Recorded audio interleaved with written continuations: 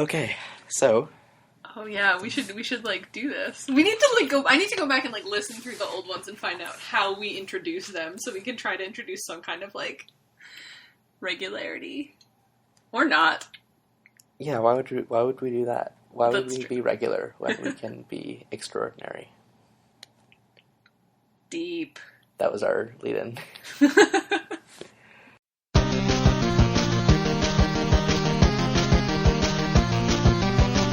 Hello, and welcome to the Homestuck podcast. This is episode 7. This is a podcast where we read Homestuck, a long-form internet comic multimedia kind of thing. I'm Alex, and I have not read Homestuck before. I'm Lydia, and I have. And we are now several hundred pages in to this adventure. In fact, today we are finishing Act 2. We are, which is really exciting, because there's going to be 7 acts in Homestuck, so we're 2 for 7. Is that it, really? I thought it was way more. Like, so here's the deal, is like... They get longer, right? I assume. Oh my god, do they ever. The acts get longer, and there's intermissions between the acts. There's like intermissions way longer than this act, I think. Right. This is going to be our 7th episode, so it's about 750 pages. Mm-hmm. And there's like 7,000 pages, I think. Okay. So we're maybe like a 10th of the way. That's actually way better than I thought. Yeah. All right. Let's talk about Homestuck. So we start off this week. So the pages that we're actually reading this week are pages 2514 through 20. Whoops. Let's scroll to the end. 2659. 2659. Yes. All right. So we pick up on 2514, and Alex accidentally read 3 of these pages already. So why don't you summarize, because you read them twice? Well, literally all that happens is John is wasting time. He's making like a fort out of these dowels, and yeah, that's it. His tent is very like artfully constructed. Like, I don't think that I would have... It would have like taken me a while to think to build a tent the way that he builds it. It's one of the funniest things about the comic so far is how, like, these kids are all still in, like, mortal peril. Like, everything is, like, the world is falling apart around them, and they still find time to just dick around and make jabs at each other and write ridiculously long things. Right, like game facts and like quasi sonnets and like raps and stuff. They're all like generating these like bodies of work. Yeah. That like any like Twitter famous person would probably be envious of, or like internet famous person, like putting out like this much content at this kind of a pace. And they're just like these teens. Yeah. Which I guess that's teens for you. They can write a whole lot. I wonder if any of our listeners are teens. If you guys are teens, I'm sorry that if the way that we say teens sounds disparaging. It's absolutely not. I don't know. You can't explain to a teen the way that not being a teen feels. It's really weird. It's really weird because it's like this weird awareness of like knowing how much of like a person you felt like as a teen, but then the way that the world doesn't treat you like a person. Yeah. You know? Yeah, that's true. Which is why I think it's really good that like young adult fiction is such a big part of our culture. And like just having teen characters who are real characters is a normal thing. Like I think it could easily go the other way, where we just don't pay attention to how teens feel. Mm-hmm. Although, I mean, like, capitalism kind of dictates that we can't, because teens can have, like, spend such an overwhelming proportion of their disposable income on entertainment. That's true. I mean, there's probably other reasons, like, that young people just have a voracious appetite for stories, and, like, stories they can identify with. But yeah, let's talk about Homestuck. Well, I was talking about Homestuck. Oh, I'm sorry. That's what this is. So Dave is making more of these totems out of these dowels with, what's the machine called? Well, so the kid is called John. What did I say? You said Dave. Oh. Dave doesn't get around to this for like another while. I meant to say John. That's okay. But yeah, so the machine is called, the one that he's putting the totems into the totem lathe. Yeah, that's it. Yeah. The lathe. The only one of them that doesn't have a ridiculous...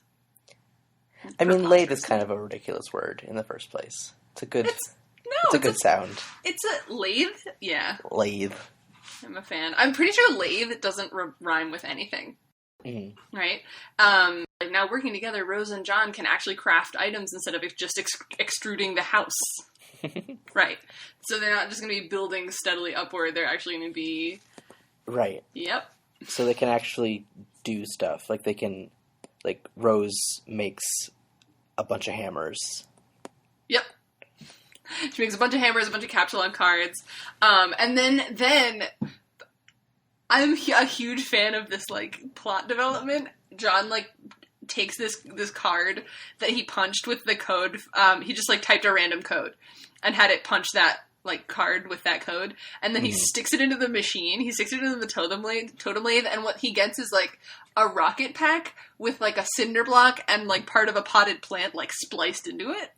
Yeah, so it's like an amalgam object that's completely useless. It's like got half a violin sticking out. Yes. But then Rose drops it on an imp, and so I assume that it gains experience. Yes, that rocket pack is out there somewhere, like, still slowly leveling up. Yep. And I'm proud of it. Mm-hmm. And I wish it well.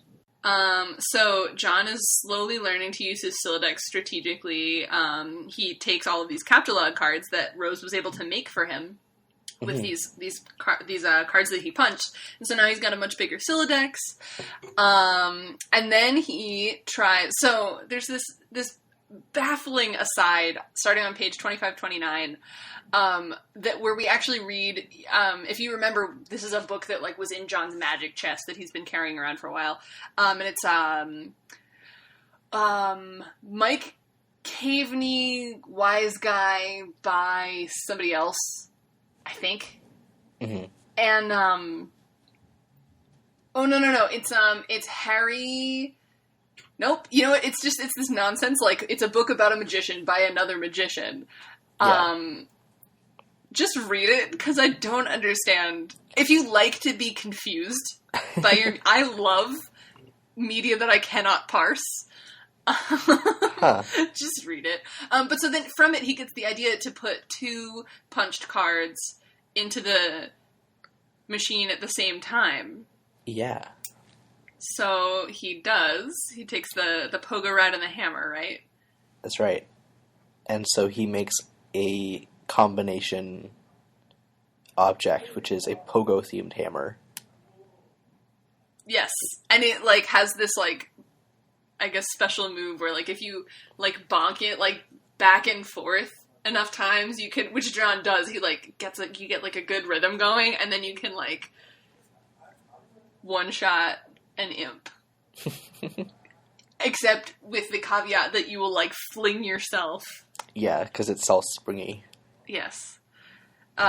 Which is just excellent. I had forgotten, we get a lot of really good sight gags in this, like, week's reading, and I had forgotten how many of them there are in this comic. Yeah, it's good. I also wanted to point out, if you guys are recurring readers, you know why they're there. 2538 is another arm sighting. There's an arm sticking out of right. Remember, there's just arms now? Right now, yeah. There's an arm. I did not notice that. Yeah, it's weird that they're, like, hidden like that. It psychs me out. Yeah. Well, they're meant for return readers, because you don't get to know what they are until much later, right? Yeah, no, not for many thousands of pages. Yeah, so John is flung into the air by his special attack, but Rose catches him with the bed. Yeah, and then he's, like, talking to her about how, like, I'm just gonna, like, take a nap, I need you to watch out for me, and she's like, no, I'm gonna, like, experiment with some stuff, like, you should defend yourself and, like, try and level up, and he's like, alright, that's cool, but I'm just gonna, in, like, the classic trope, like, I'm just gonna rest my eyes for a second, and he passes out. Yeah. because he's exhausted, understandably. Mm-hmm. And then we pan down from John, like, down his house, and, like, a floor below him is just, like, a really, really big foot. Yes. And big hands somewhere else. So, there's some, like, big bads coming. Yeah. Meanwhile, John is asleep, and Rose is not paying attention. But, meanwhile, Rose is trying to figure out how to send John the code for the server copy of the game. I guess thinking that, like, maybe he could bring her in and save her from this meteor or this forest fire. Yeah, but the card that the disc is on has no CAPTCHA code, which is the first that we know of, like the first object in this world they live in that doesn't have a code. Which is very strange. Right, because Silodexes are not meant to be part of the game construct of Suburb. They're like something that John had from the beginning, like before he ever put the game in. Yeah, the world that these kids live in, that's their normal world, is one where they have inventories basically, and all objects are cards that they have to access.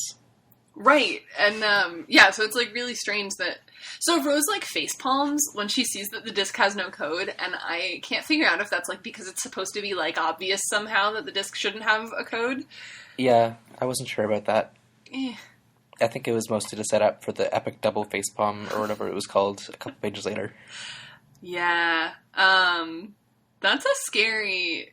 The like suspense there is like real. Her generator blows up.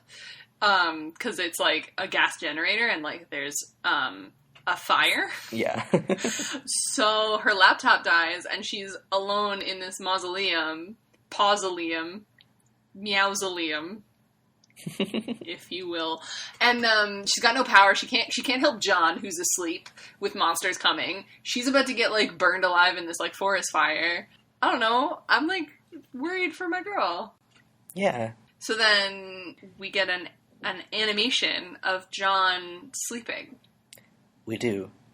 So he seems to be looking up at the gate above his house. Mm-hmm.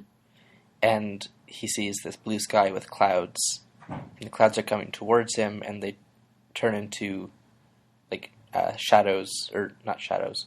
They turn into faces. They turn into his dad's face, and I think an imp. I didn't jot down what the faces were.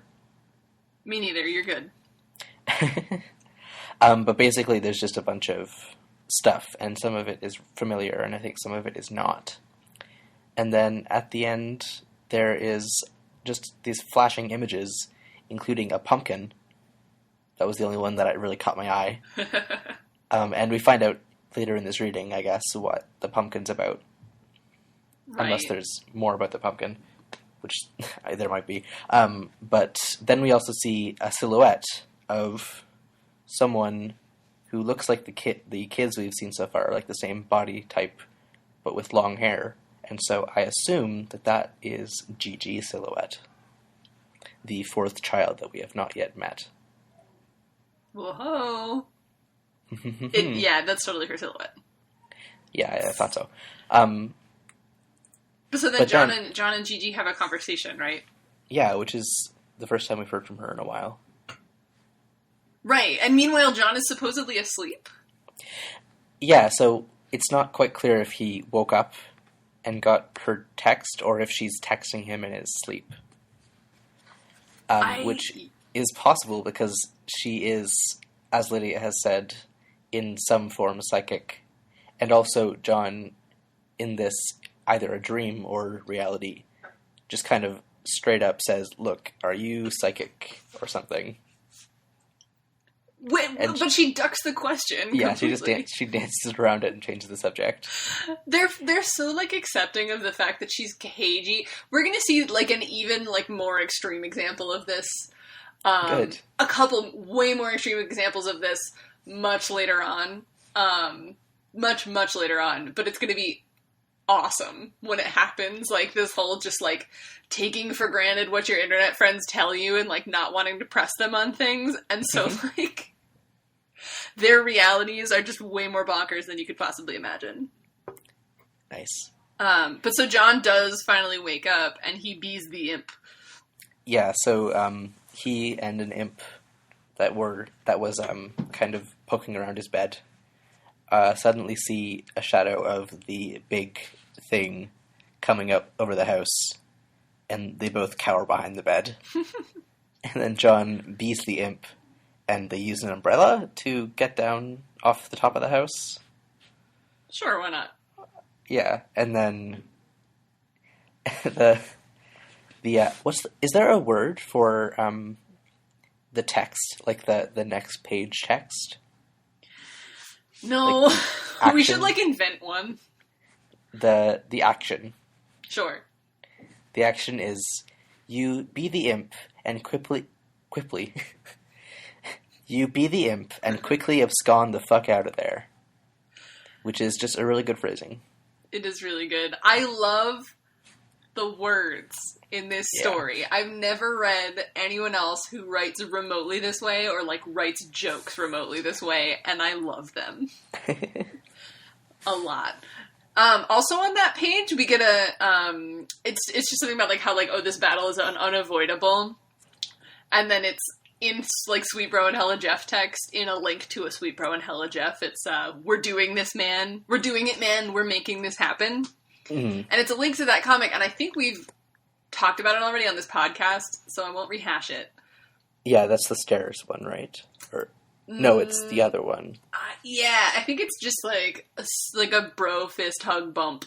Yeah, you're right. We're doing it, man. We're making this happen. But, like, so when I read this, I had just spent, like, last night, I, like, went into a little bit of, like, a fugue state, like, obsessively scrolling through, a bunch of, like, Star Wars fan art, and so I couldn't not see Sweet Bro and Hella Jeff as Finn and Poe. Nice. Like, doing a bro hug bump. That is really good. Yeah, so that all goes down, and you read that lovely Sweet Bro comic, and then Dave ascend to the highest point in the building, I think is the name of the flash, right? Or, like, that's the action that you click to go onto it? Mm-hmm. Okay. That's a really good flash.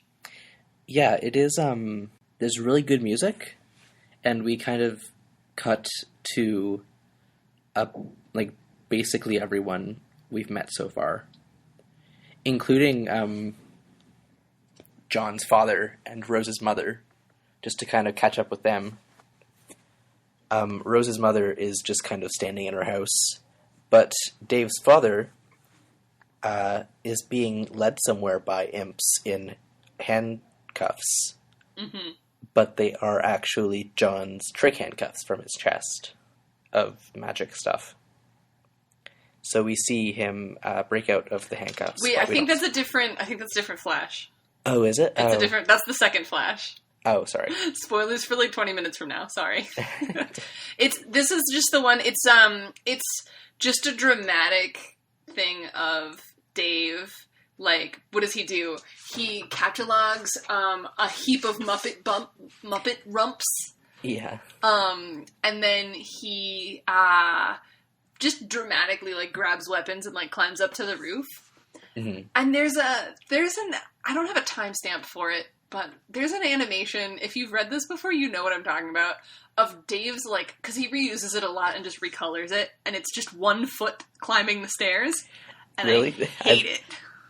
Oh, I loved it. It's so weird looking. I hate it. It looks like a disembodied mitten hand. It was bizarre, but it was just, like, because it was to the beat. And we get, like, a close-up of Dave's sunglasses kind of moving a pixel up and down to the beat, and then to the side to the beat. It was a really good flash, and the song was very good. Yeah, it's a really fun track. I need to look up what that track is for our show notes. Yes. And then it psychs, like it does an psych to Gigi, I assume, because she looks like the other kids. and she's adorable.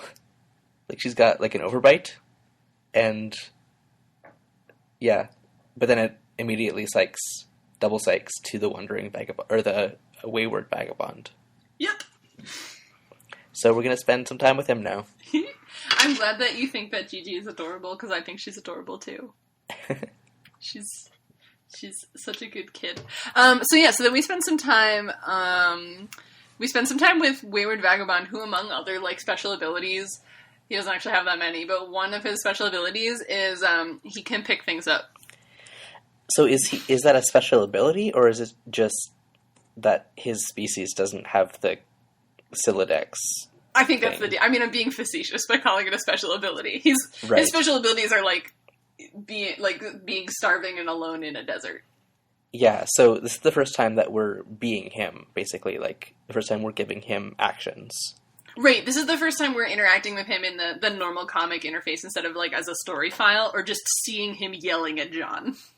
Yeah, and so what that means is that, basically, like, the actions, I like the word actions for these.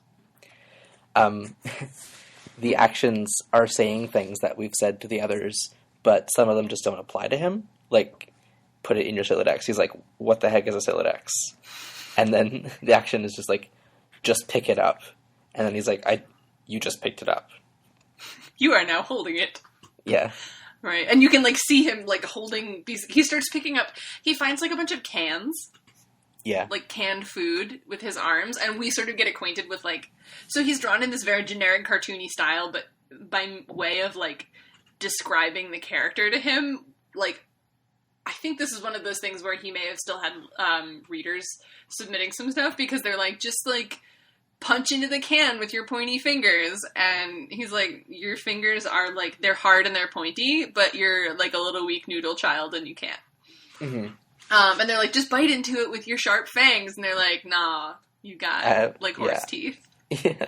Sorry. But, like, so here's the thing, is I got really sidetracked and spent, like, 40 minutes researching the physiology of his species. Oh. Because, sorry. Well, that's good, because I have a couple of questions later on. Later on about him? Yeah, because there's a couple of things, or maybe just one thing, but we'll get to it in a minute. Is that the bit where he eats the lump of nuclear waste? Yes. Alright. We can talk about that when we get there, I guess. I find it really... So what we do for this show is we have our notes in columns, and we, like, line them up by page number. Mine for 2577 says, Alex, what do you think about WV's barcode? And Alex's just says, WV has a barcode. Yep. So no further interest. You're not like, what does it mean? I hadn't... Well, if I had the question before me, I would have thought more about it. Well, it's in front of you now. It's before you now. Well, I think it's a nice barcode. It's got 9... It's 9 squares, kind of differently oriented. So it's like... Yeah, it's a nice barcode. That's all I have to say about it. I agree. The visual design is very good. And it draws a parallel to the captchas and stuff that we've seen. True. Also, it also draws a parallel to chessboards. Yeah. That's true. Keep that in mind. I'm gonna keep nudging you about that, because I think you're actually meant to pick up on that, and you didn't, so I'm gonna nudge you about it. Well, yeah, okay. Yeah, sure. Okay. Then he eats... There's, like, a potted plant, also, that's somehow been kept alive in this, like, vault, and he just eats it. So, like, I guess if that was for restoring the planet, like, nah. Yeah, he just tries to eat pretty much everything he can. Yeah. And he also tries to open the cans with his knife, which is a rusty mail flag, like the stuff, the thing you put on a mailbox that we mentioned in the first episode. Mm-hmm. You asked me what my name for it was, and I said we don't really have it here. And then WV does not know if it's to announce mail or to tell the mailman that there's mail there, which I don't know either. So I felt some bonding with him. I think there may be no convention. I think the mail person, when they reach your mailbox, just does the opposite of whatever it was. They put mail in if there's mail, and they take mail out if there's mail for them to take out. Yeah. There's no need for the flag to be there. Well, because I think the real point of the flag is for you to see it's in a different position, my mail's here. Oh, maybe. And, like, it's convenient. I mean, like, because I think they probably, like, do it in, like a one... Or, like, they like, carefully choreograph the way that they insert the mail. And so, like, it's important for them to know. So you don't, like, jack up their workflow. That's a really funny image. What? They carefully choreograph the way they insert the mail. Well, like, because it's, like, you know, like, you do it a bajillion times a day. So you just, like, all right, like, I got my mail box opening hand ready. I got the mail in my other hand. I open the box. The flag's down, so I know there's no mail in there. So I know I can just open it, stick the mail in, close it, and be on my way, right? Whereas, like, instead of, like, opening it, going to stick the mail in, but there's mail there, so now you've got the incoming mail mixed with the outgoing mail, and you gotta, like, take it out and, like, sort it, and you're stopped in the middle of the road, so there's, like, people behind you, like, honking, and it's just bad. I appreciate how much thought you've put into this. Thanks. I'm trying to get a PhD in, like, human factors or something. Like, I need to think about this stuff. Your mailman role-playing. Yeah. Okay, so yeah, here, Wayward Vagabond picks up a piece of uranium and tries to eat it. He does eat it. He eats it, okay. And it does the cartoonish, like, zap X-ray thing to signify radiation. Yep. Which I'm fine with. My question, the thing that bothers me about this... Overlooking the nuclear waste being edible and fine, what bothers me is... Well, it's not really fine. Like, he's like, I shouldn't have done that. What bothers me is that he has a human skeleton inside him, but he also has... It's been established that he has a carapace, like an exoskeleton. Mm-hmm. My question is, what? So... I've got links that I'm not going to tell you to actually go to because there's, like, vague spoilers in them, but there's also a ton of biology exposition in them. And there's a person who, a number of years ago, did a lot of really involved sort of xenobiology about Homestuck, and they have a really great post about the carapace people, which that's the best name we have for them is the carapace people, or, like, some people call them other stuff, but... A lot of people just call them carapace people. So the deal is, a carapace is not technically an insectoid exoskeleton. An exoskeleton is a kind of carapace. Okay. Right? So carapace just means hard plates on your general exterior, right? So an example of a carapace is like a tortoise shell. Okay. Right? Yeah, I see. Or even like a tortoise's like stomach plate, right? Where it's like inside their skin. But not, like, it's not outside their skin, but it's outside of everything else. Yeah, okay, I understand. And, like, obviously, like, tortoises, like, still have skeletons. And so that was the point that the person was making, is, like, lots of things with carapaces still have skeletons. Anything big with a carapace has to have, I mean, this is a fantasy comic, but right. It makes perfect sense that he would have a skeleton, because he's pretty big. Okay, I mean, that raises more questions about whether he's an Earth organism, but let's not go into that because that's spoilers, obviously. It's like you don't even know how spoilery it is. Oh, I want to talk about it so much. We have to read so many. And more pages. We will eventually. But I mean, if you bring up like biology stuff with me, I'm gonna start asking questions that'll go into spoilery stuff. Okay. Okay, hold on. Oh, okay, Homestuck. Yep. Not biology. So we're hanging out with WV in his little nuclear vault, and yeah. We should mention the town he makes out of cans. Yeah. Oh my God, Cantown is so important. It's really nice. So he makes himself mayor, and then he's like, "I'm not a king. I hate kings," and he goes on a tirade about kings.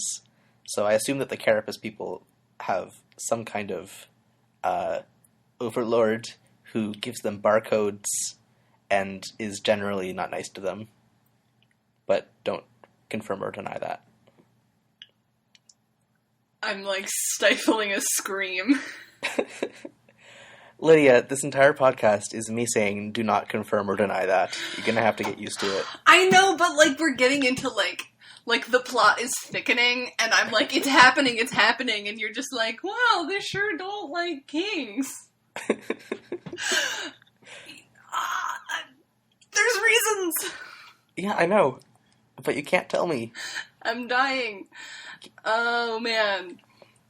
Oh, I got, like, a little bit, like, verklempt when I, like, saw the, like, God, you hate kings thing, because I had completely forgotten about that, and his little, like, thing where he makes the firefly, like, the light of democracy, and, like, That's another thing, that he finds... So in this room that he's in the bunker, there's a firefly stuck in a piece of amber, but the firefly's still alive. Yep. So that's the thing. Yep. And so for a while he puts her in his little can town hall. Yes, as the light of democracy. It's beautiful.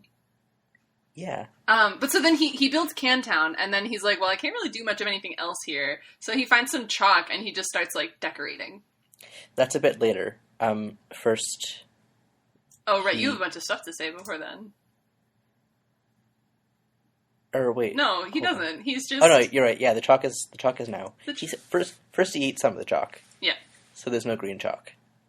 So then he draws some nice blue trees. Yes. And then he does what he says is a series of... Oh, God, it's so interesting that he conceptualizes it this way.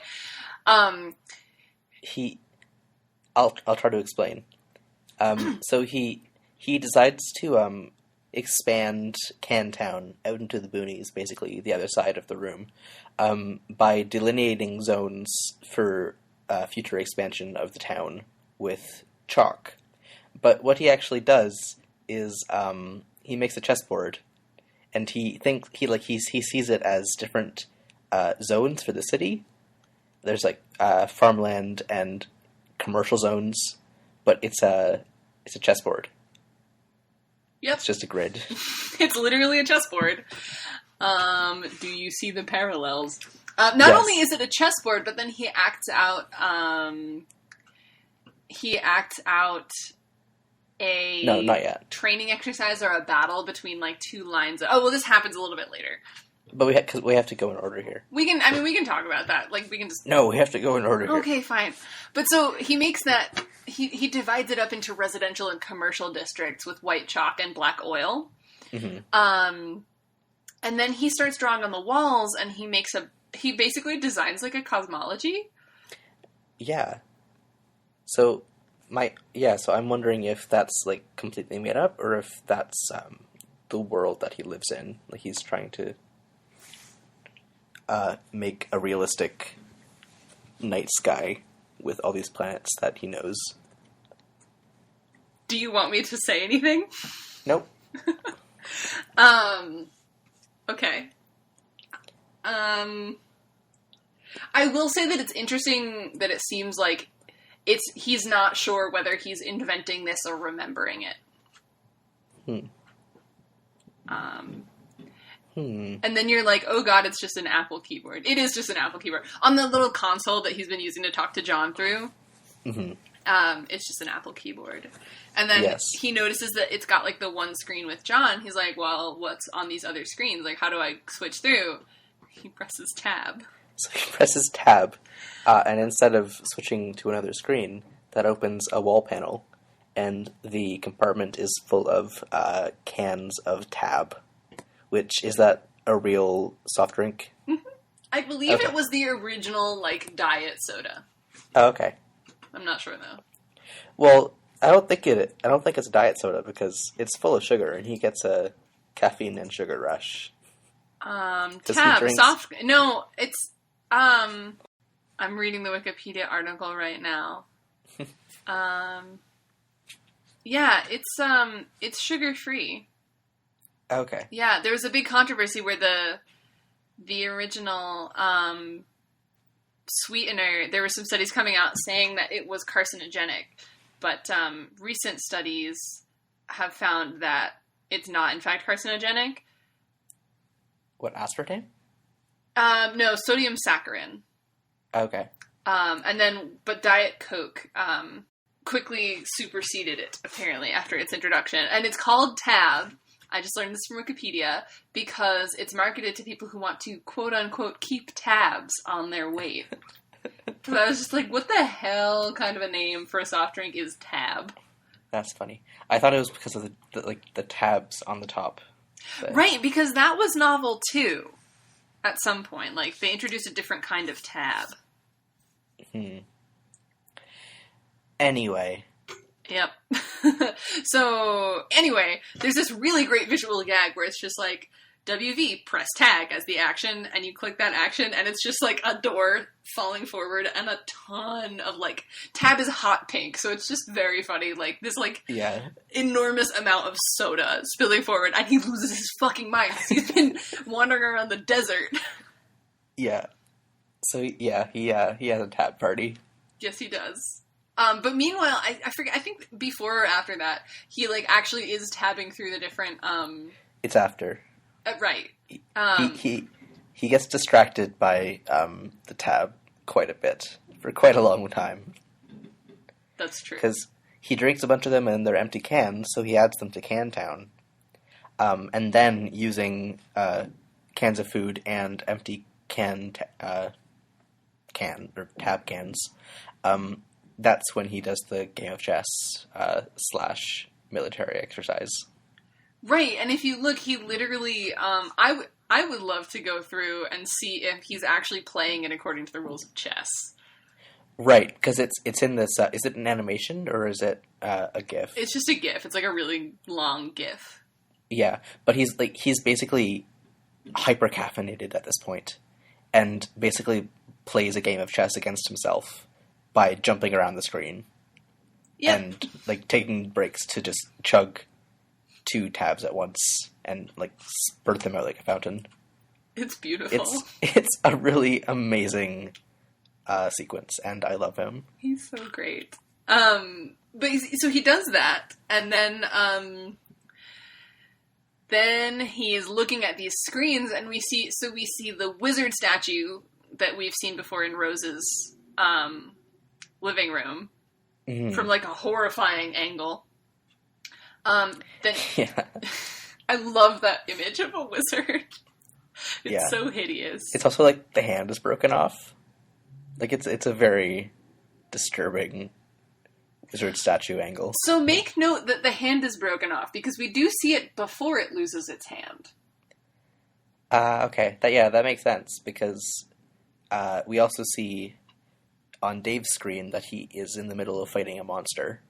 And that hasn't happened in the comic yet, so we can assume that in WV's storyline we are a bit ahead.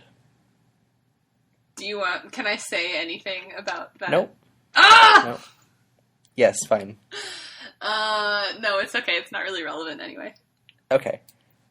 And he does not show us Chi-Chi. His excuse for not doing it is just like, you've already wasted enough time on this thing or something. You don't think you'll see anything interesting there. Yeah, exactly. Like, thanks, bud. So he's messing around with the computer, and he locks himself out of the computer for 4 hours and 13 minutes. Whoops. So yeah. Wait, he locks himself out. I'm gonna double check that page, because I don't think that's what's happening there. Well, there's a countdown going, and he can't do anything else on the computer. Right. I don't think it's 4 hours and 13 minutes, though. I think it's, Yeah, no, it is. It is 4 hours and 13 minutes. That's so odd. Yeah, and then he spends some more time with, Cantown, because he can't do anything else. Right. Oh, so it's at that point, once he tries to, like, reboot the system and he can't, that he goes and he does his whole chess exercise with his can people. And it is an animation, in fact, and there's excellent music to it. You're right, yeah. We're a bit scrambled on the timing, but that's fine. Yes. And then, so after he messes around with the can people, we cut to another story file of a peregrine mendicant pushing a cart of mailboxes through the desert. Yeah. What did you think of this character? I think that her design is cool. She's another desert dweller. Mm-hmm. And I only know that she's a girl because your note was, Peregrine Mendicant, my girl! Yes. Oh, yeah, all these characters are pretty totally genderless in terms of how they're drawn. They, like, have gender. Like, it, like, comes up later on, but, like, they're not drawn in a gendered way really at all. She's just, she looks like, I'm sorry, I know that's, like, a semi-spoiler, but I don't think it's, like, important at all. Like, it's not plot relevant in any way. But I love her. She is a carapace person as well. So she's just drawn as this, like, cartoonish, like, very simple person with, like, pointy fingers. She's all wrapped up in, like, scraps of clothing. Whereas, like, WV is, like, ink black. She's paper white. Mm-hmm. Yeah. She's, like, FFFFFF white. Yes, like the Homestuck kids. Mm-hmm. And we'll call her PM from here on out, because that's... Okay. That's the convention. Nice. And you put the etymology of peregrine mendicant here, which was thoughtful. I did, yeah, because so I wasn't actually sure at all what either of those words meant. I only had ever heard peregrine as, like, the peregrine falcon. Yeah. I thought that mendicant meant, like, it was a specific religious order, which I think it is, but I guess that has been, whatever the word is, into the more genericized, into beggar. Maybe, yeah. I would think that must be what it is, because when I look at it, I see mendax, which means liar, which it definitely isn't. Nope. So. No, they were, well, they must have been the religious sect that, they were the ones, as opposed to, I think, the Franciscans, who, like, threw away all their stuff and became beggars for the church. I see. I think. I didn't know that. I'd never heard that. And I was raised a Catholic, so, like, I should know. Well, no, that wasn't... Well, that was, like, in the Renaissance. That was... I never learned that until I took some Renaissance art courses. Okay. Well, then I'm just a regular pleb. I can feel good in that. But anyway, yeah, so peregrine just means foreign or alien or coming from abroad, but I think it's more the secondary meaning, which means wandering, traveling, or migrating. I agree. I think that is, I think that means that the two have the same name. Yep. The same meaning for their names, which is interesting. I think it's time to go to listener questions. Yeah. Our first question is from nobody because we didn't get any. No! Partly because we didn't ask. We didn't put out a post, which we probably should from now on. Yeah. Before recording. Yeah, I need to so be on that. Well, I can be on it too. That's true. We can do it together. Except we can't because we can't edit each other's posts on the blog. Yeah, it's awful. Yeah, it's weird. Anyway. So if you'd like to send us a question for next time, you can do so through Tumblr at hamsteakpodcast.tumblr.com or through Twitter at hamsteakpodcast or through email if you email hamsteakpodcast@gmail.com. It's true. And if you want to find us on the internet, you can track down Alex on Tumblr as Leaf Crunch and on Twitter, confusingly, as Crunch Leaf. Well, I don't think that's very confusing, but you can find Lydia at brick chip on both platforms. It's just less confusing. What, having brick chip for both? Yeah. Well, I agree, but Leaf Crunch is taken on Twitter, and I'm not changing my Tumblr name to Crunch Leaf. Fair enough. It's not very confusing. It's just my tiny pea brain like has difficulty with it sometimes. I just get it's not like I actually struggle to like identify you. It's just that I look at it for a second and I'm like, oh. Oh no, I know. It's a contingency plan for sure. It's not ideal for anyone involved. But, you know, it's livable. It's a living. Out here in the Twitter mines. The podcast quarry.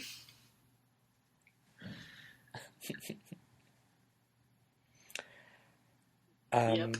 Gotta ration my memes or something. Ration your memes. For the hard or times ahead. Like a prospector.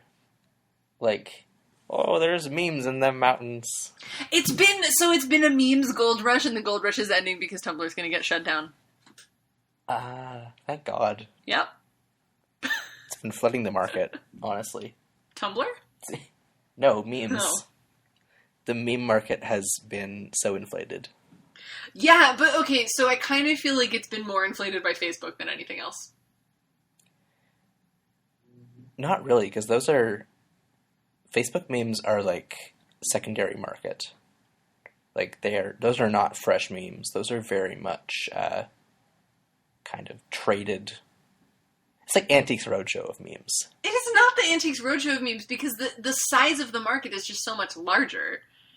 It's the equivalent of like the mainstream processed foods market to like the fine cuisine market. Yeah, I feel dirty having this conversation. Trickle down Trickle down meme economy. Yes. Facebook is the bottom. Yes. Actually, no, like 9gag and those things are the bottom. Well, no, because Facebook gets them from there too. Yeah, Facebook is the bottom. Facebook is just the bottom in general of humanity. Yeah. Well, I mean, except that, like, my mom spends a lot of time on there. My mom is not the bottom of humanity. But, like, her media consumption patterns kind of are. Yeah, that's what I mean. Like, Facebook is fine as a service, and, like, people are always like, oh, when is Facebook going to shut down? I don't think Facebook's ever going to shut down. I think it's just going to evolve into a public service. Yeah. Right. Maybe one that's heavily advertised, or like heavy with advertisements. Right. But it's not gonna. It's not. It doesn't make sense as a business. No. It makes sense as a public platform. Yes. I can. Anyway. Sorry. What? No, just those are my fresh Facebook opinions. Those are pretty fresh. I would say they get a good rating on Rotten Tomatoes. Okay. Thanks for listening, everyone. See you next week. Bye. Bye.